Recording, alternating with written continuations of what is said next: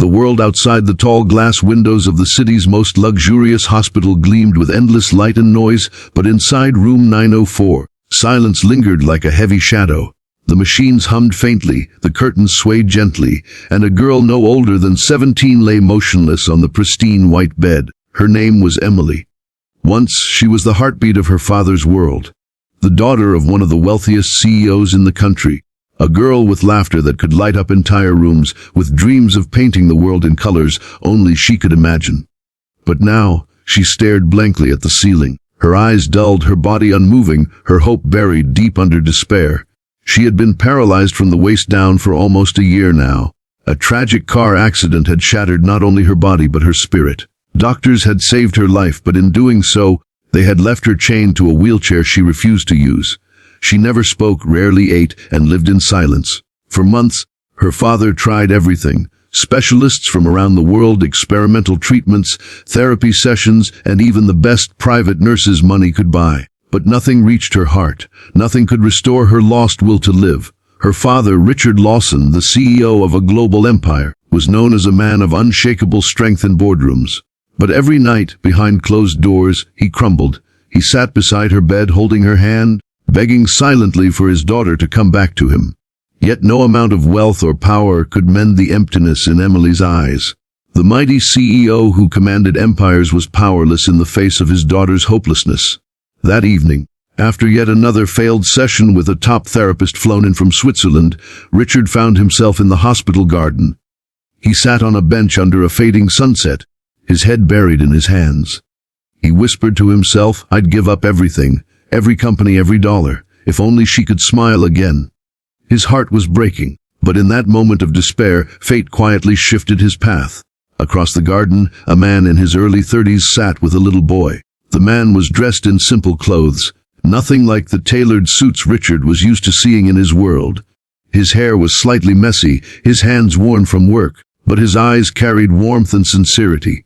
The little boy, about 8 years old, was in a wheelchair too, though his smile was brighter than the sun itself. He laughed as his father pushed him forward, and his giggles filled the air like music. Richard watched in silence.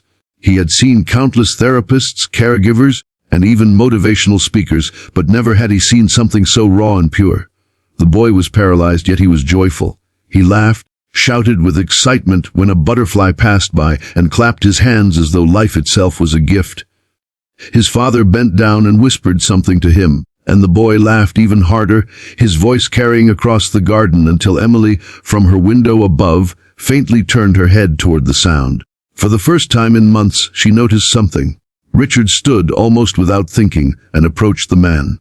"Excuse me," he said, his voice hesitant, his pride quietly folding.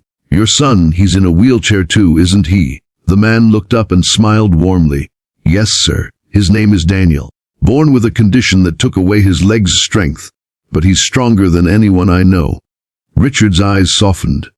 He glanced at the boy again, who waved at him cheerfully. "He's happy," Richard said quietly, almost to himself. How is he smiling like that?"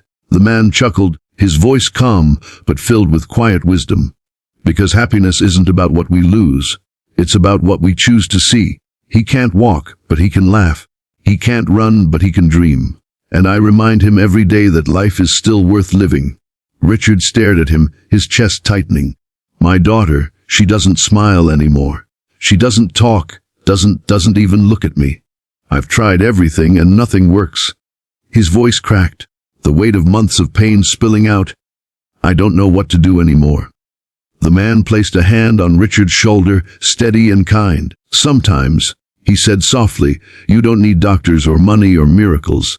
Sometimes all you need is kindness, someone to whisper to her heart that life hasn't abandoned her, that she is still worthy of love, even in her pain." Richard looked at him, searching his face. "Who are you?" The man smiled faintly.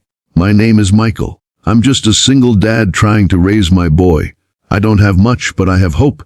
And I can tell you this, no one is ever too broken to find light again."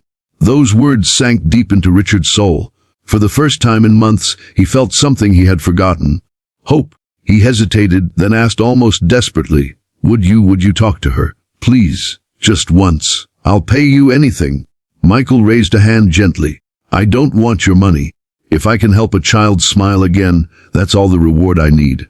And so that night Michael and little Daniel walked, or rather, rolled into Emily's room. At first Emily didn't even look at them. Her eyes remained fixed on the ceiling, her silence heavy.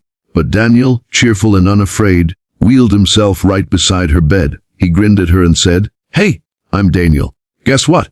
I can't walk either. But I bet I can beat you in a race. Wheelchair versus wheelchair." For a moment, nothing happened. Then, for the first time in so long, Emily's lips trembled, almost as if fighting against themselves. It wasn't a smile yet, but it was something, a flicker, a crack in the wall she had built around her heart. Michael leaned in closer, his voice soft, almost a whisper, carrying the weight of 1,000 unspoken truths.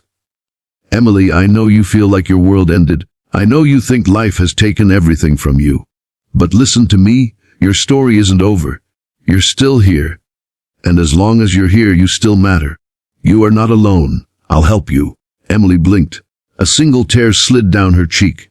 For the first time in almost a year, she had heard words that touched her soul. Not pity, not medical jargon, not her father's desperate pleas, just kindness, pure, genuine kindness. That night, as Richard watched silently from the corner of the room, he saw his daughter's hand tremble slightly. Slowly, hesitantly, she reached out, her fingers brushing against Daniel's.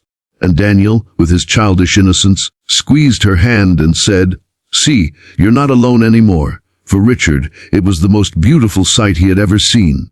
The CEO, who thought he had lost everything, finally saw the smallest glimmer of light in his daughter's eyes.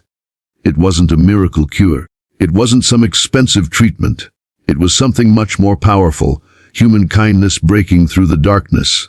And for the first time in a long time, Richard dared to believe that maybe, just maybe, his daughter could find hope again.